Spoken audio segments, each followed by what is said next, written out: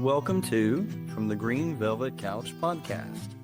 Through her professional career of being a life coach, therapist, and certified corporate wellness specialist, your host, Shelley O'Neill, has accompanied many on journeys of healing and personal wellness. Now join Shelley and her guest from the Green Velvet Couch. Today, I'm very pleased and honored to have Sara Horak with me, and she is one of the developers of the Know Your Neighbor game. So welcome, Sara. Thank you so much, Shelley. I really appreciate you having me on your podcast today. This is my first podcast, and I started with a bang with you. Thank you so much. Oh, you're welcome. So we actually met at a conference in Chicago not that long ago. You had a booth set up, and I was drawn to it like a moth to a flame. And had a lovely conversation. I love the energy. I love the excitement. And we always say that if you can solve a problem, all the good stuff will follow. The wealth will follow. So introduce yourself a little bit to our listeners and then tell us how the Know Your Neighbor game came into fruition. I'm Sara Horak, and I'm actually the person that created the game. I started it for my kids about 15, 16 years ago. My husband and I are high school sweethearts. We met the first day of high school. We have 4 kids under 4 at the time, and he traveled all the time. And so I was alone with these kids. One of my daughters has neurodivergent, anxiety, depression, diabetes, and just a whole host of things, and always had a hard time making friends. And so I thought early on, you know what? I'm going to have my kids bring over a friend every Friday. And my only rule was it can't be the same face. I don't like cliques. I wanted my kids to get to know everybody in their classroom. So I didn't really think it through because I'd have 8 kids running around my little kitchen. Every Friday, I'm pulling pizzas out of the oven, trying to get them to sit down. It's like herding cats. And so I would have them sit down at the kitchen table. Being from the Midwest, bone of contention for all of us are you a Bears fan or are you a Packers fan? So I said, hey guys, everybody sit down at the table, look to your right. And I would come up with a series of prompts. It was about trying to guess what their answer would be, your neighbor's answer. Are you a Bears fan or a Packers fan? And if you can guess their answer, you'd be in the game. If you guess wrong, then you'd be out. But either way, what I noticed is over time, kids would make that tiny little connection. Let's say you and I were in different grades in different schools, but we found out we both loved ping pong. It would just take that little moment in time, that tiny little connection for kids to find each other really essentially. And then they'd be off to the races playing in my basement or the backyard or whatever. So over the years, the kids were like, Mom, this is great. Friends, family, you have to make this game. It's so fun. And I really was focusing on taking care of them. And one of my kids went out to college during COVID, and COVID was a really hard time.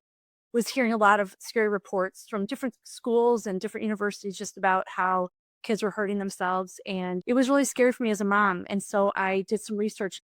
Again, I wish I was a licensed clinical social worker. I should have done that or be a preschool teacher. I missed my mark. But I learned in my research that the second leading cause of death from ages 10 to 34 was suicide. And so I thought to myself, oh my gosh, what can I do to make a difference? And I thought, I'm just one person. What could one person do? And it reminded me of the starfish poem, which I love, and I probably shared it with you when we met at the convention, but I always wear my starfish earrings when I do presentations and gameplays. But it's a beautiful poem about a little girl walking along a beach, and she sees all these beautiful starfish, and she's throwing them frantically back in the ocean. And because the sun has come out, the tide's gone back, and this older man comes upon her, and, young lady, what are you doing? She said, well, the sun has come out, and if I don't throw the starfish back in the ocean, they'll die. And he looked around and he said, but there's miles of beach. You can't possibly make a difference. So she politely bends down. She picks up a starfish. She throws it back in the ocean. She said, well, I made a difference to that one. So my prayer to the universe that day was, hey, if I take this leap of faith, if I create this little company, if we make this game actually into an actual game, I hope that I'm able to find one starfish, help one person a year. So we did about 30 focus groups before we finally produced it. And one of the universities that invited us was my alma mater, University of Illinois. Shout out to the Illini. But we went down there and we played the game with a bunch of their RAs. We bring out pizzas because I want to replicate my kitchen table. So they're playing the game and we give them questionnaires, and I always tease them, hey, I've got 2 older brothers. I have no feelings left to hurt. So be honest. If there's cards you like, put a heart on it. If there's cards you don't like, cross it off. And it's just fun to watch them. And we always tell them, we're making this game for you, but we're really making it with you. It's a beautiful collaboration. So I said, if there's anyone that would like to come up afterwards, please do so. So there we had 2 people waiting in the wings, and one girl was so sweet. She was like, Mrs. Horak, I had the best time. I played with this RA, and now we're going for coffee. And I'm like, well, we'll call her Mary. And then there was a boy behind her, and he looked really sad. And I was like, oh no. But he came up and he said, I've been here for 3 years. It's a great school. I just struggled with my own mental health issues.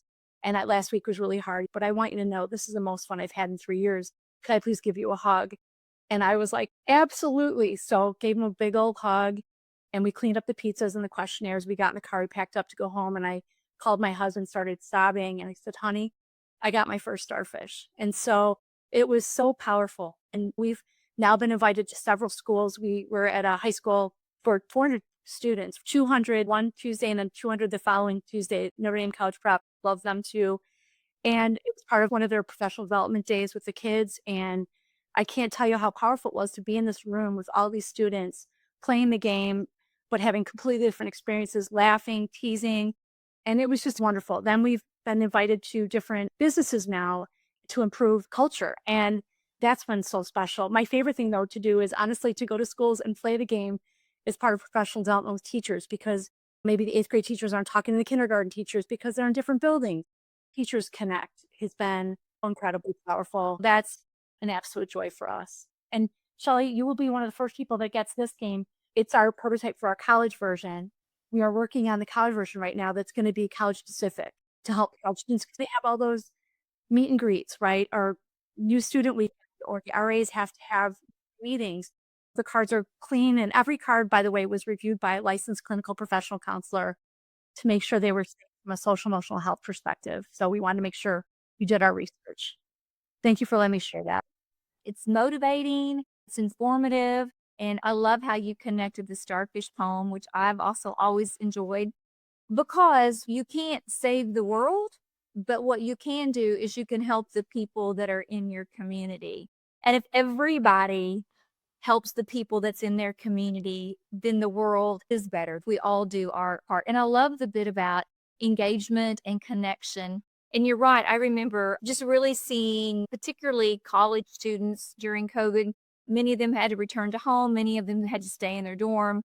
And I guess I got to see the first time what isolation really does to someone's mental health Yes. and just the impact that it does have. This is such a great tool and resource. And like you said, for teachers, for students, for anyone, I pulled out a couple of cards. I love it. One of the things about the game is it's very user friendly. When I'm relaxing, it's hard to want to learn something new that has a lot of rules and different things. But this one says a hot dog or hamburger. Would you rather be too hot or too cold? Would you rather shop online or in a store? Ketchup or mustard? So I think the key too is that the way it's presented, it helps people start conversations. Yes. I just think it really promotes the, wow, I didn't know that about that person. Some of my closest friends, I'm not certain I know the answers to some of those. Yes. It's funny, when we first did this, everything was written on index cards because I'd been playing this game for so many years. I had probably 400 questions that I had written out. And I thought, you know what? I'm going to invite my closest friends over with their spouses. And we're sitting in our backyard. And I told them ahead of time, hey, if this doesn't go well, it's okay. But I want to see how it goes. And sure, everybody sat next to their spouses. And I thought, oh no, they're going to guess all their spouses' answers correctly. And it was quite the opposite. It was hysterical. My friends that are so in love with their spouses, they probably got 75% of the questions wrong. I mean, I've known my husband since I was 14, and I think I've got 75% of the questions wrong. There's something to learn about everybody. And what we did then later on is in our focus groups, there were a lot of kids that had ADHD or ADD. And so they said, Mrs. Horak, we've got to move. So we added action cards. Let's say, Shelly, the dealer decides it takes 5 cards to win the game.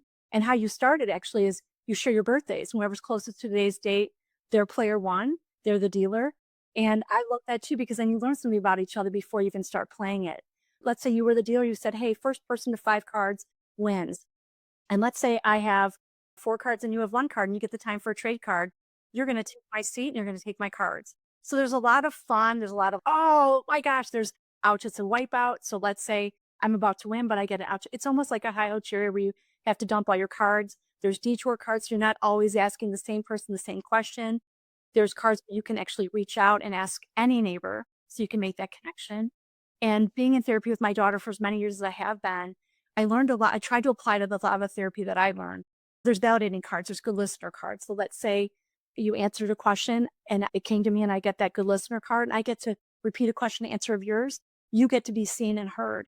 We've had so many different wonderful anecdotal stories about, I was at a Kairos retreat and the star of the football team repeated a question and answer from a boy who was really pretty quiet and pretty introverted. And as we were leaving the room, the boy that was more quiet came up to me and said, Mrs. Horak, I didn't even know that boy knew my name. I have to tell you, that feels pretty awesome. Getting a little fist pump on my shoulder. And again, we can't change the world, but if we can change the trajectory of someone's life for just that day, then we've done our part. Maybe this is a partial cure for isolation because that's the word that kept popping up over and over in my research. Game all about connections. Oh, I love that. Early in my career, when I primarily worked with children, I played so many games, board games, Uno, other card games. And I was thinking, oh, I wish I would have had this during that time. Kids come into the setting and you want it to be a safe place, but you also want it to be enjoyable. That one on one attention, it can feel good, but can also feel very overwhelming, especially if someone does meet some of the criteria to be neurodivergent and all, and having to make eye contact and having to answer questions. I'm like, oh, this would have been great to have had. So I'm excited as a future tool for so many people. And I think that it's fun and enjoyable for families, for neighbors, for anyone, but also to be able to use it in a more therapeutic setting. I think it's just a great resource.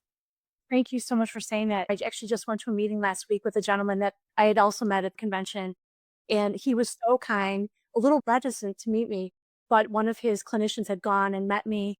So he was kind enough. I came in, had a meeting with him, and about 5 minutes into playing the game and talking to him, he said, I have to be honest with you. I wasn't sure how this was going to be.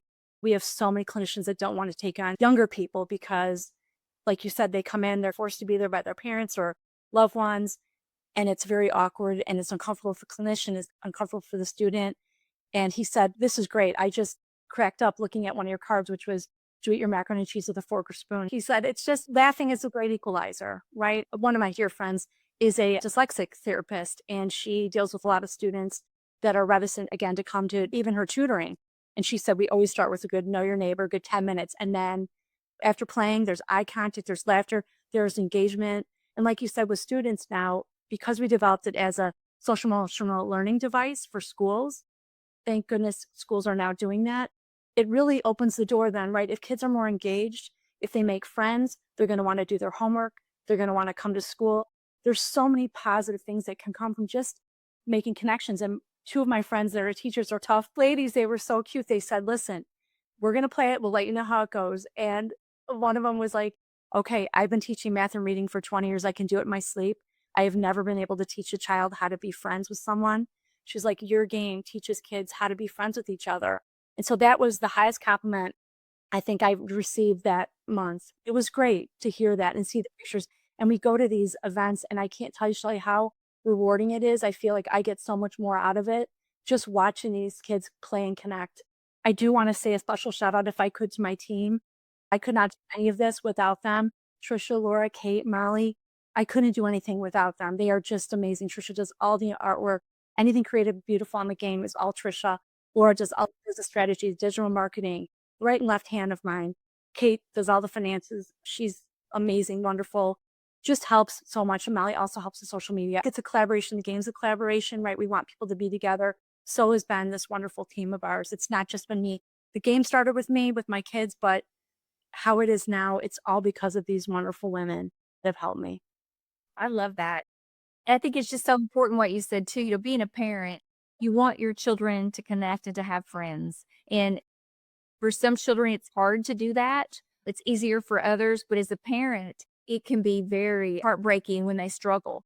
I just love how it really does help kids make friends. And we're going to use it also. We have a big blended family. So for the upcoming holidays, we're going to break the Know Your Neighbor game out. And I think it'll be really, really enjoyable. What you've given back, and all the effort. And I love that you started with something very organically, but then it sounds like it's very evidence based from a social, emotional standpoint, all of that.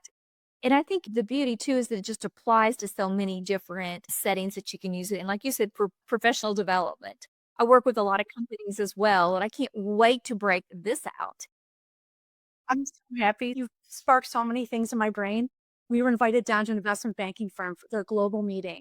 And we always wear our little Know Your Neighbor shirts. They match the design and they're so cute. And we show up and wear our shirts on. And we walked in this room and everybody's in suits, no one's smiling, and everybody's very serious. I shared the game, the mission behind it, just connecting people. And really, within 5 minutes, people were laughing, giggling, stealing cards from each other. We had a whole line of people talking to us afterwards. And I cannot tell you how powerful that was. One woman came up, she's like, I'm in the LA office and I have Asperger's and it's really hard for me to make friends. I'm the smart one and no one ever invites me out to lunch. And I have to tell you, she had tears in her eyes, she's crying. She said, this is the first time in 7 years I'm going out to lunch with all these people from my firm. And I feel so lucky. It's so wonderful. And we're always hugging people. It's great. I remember how positive you were. And when I walked away, it felt good. And I was reminded how when people are kind to us, we remember that. If I go through the drive through and someone's really kind and sparks a conversation that's more than necessary, right? I'm like, oh, that felt good. So I think with adults, we think that because we are adults, that ends and it's just not that important, but it's not the case. And I almost think that as adults, we need it as much or more because of navigating the stress of daily life and the things that we are going through personally and professionally. Which brings me to my last question, or I guess feedback. I'm curious for yourself. So, 4 children, you said you had 4 children under the age of 4. Is that right? So they're all stacked in age. Yeah, they're all older now. You started out then with a lot of navigating different personalities, little bodies, and now you said that they're all much older. But what do you do as the mother, as a businesswoman, as a wife, as a friend, and as a neighbor? What do you do to stay healthy yourself? So physically, I try to walk every day now. I used to love yoga. I've had a couple surgeries, so I'm getting back into it. I love meditation. I try to do it 10 minutes every day. That really centers me. And one thing I try to do every single day is, and I don't even know if you know this, I try to do one kind thing for someone every single day, writing a note to someone, making a phone call, dropping off flowers. It feeds me so much. And I think it's a pay it forward. If I do that for someone, then maybe they'll do it for someone else. That's what I try to do emotionally. That's just my spirit, and try to put a little bit of love back into the planet, which we so need right now.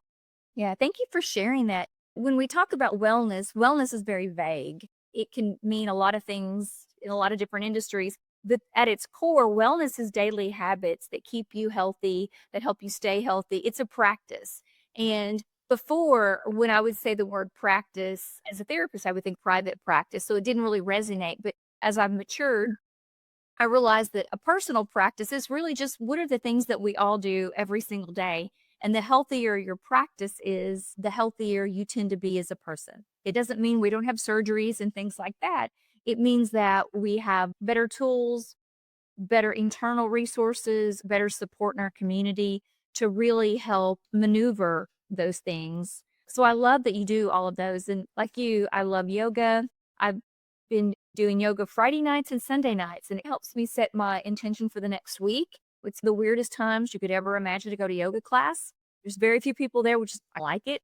And then I love meditation, walking. So I think that when you're going to help people become healthy, I think having your own practice and trying to stick to that is very important as well. It's you can talk the talk, but can you walk it? I so appreciate that you are in this planet. You're bringing so much goodness and you're helping so many people, your own clients, your own patients, all of your listeners. I really appreciate you so much and what you do. Well, tell us how people can reach out to you at your game. I don't know how to share a screen, but I'm going to do this. Can I do that? Absolutely. Excellent. So Instagram is our socials. We're on Instagram, we're on Facebook, and we're on TikTok, but they could buy it on our website. We are on Amazon.com now, and we are on Walmart.com. And for the locals in the Chicagoland area, we're at all the Edie's and Marigolds and a bunch of different stores as well. But yeah, Amazon, our website, and Walmart.com are the big e-commerce platforms. Thank you for asking that. And thank you for allowing me to share that. I appreciate that so much. We're so very honored. And we're going to be gifting 5 elementary schools your game.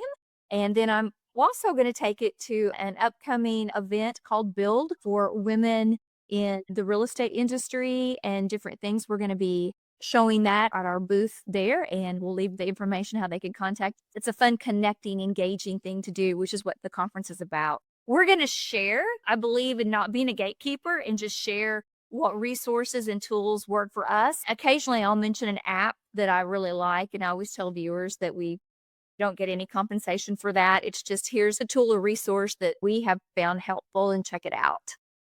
Thank you so much. We're so honored to have you as one of our partners on our website. And thank you again for allowing us to do that as well. You're welcome. Awesome. So for our listeners and viewers, just follow us on ShellyO'Neill.com. You can find us on YouTube, TikTok, Instagram, and Facebook as well. And check out the Know Your Neighbor game, and reach out to us if you have any wellness questions or if we can help you in any way. Thank you so much, Shelly.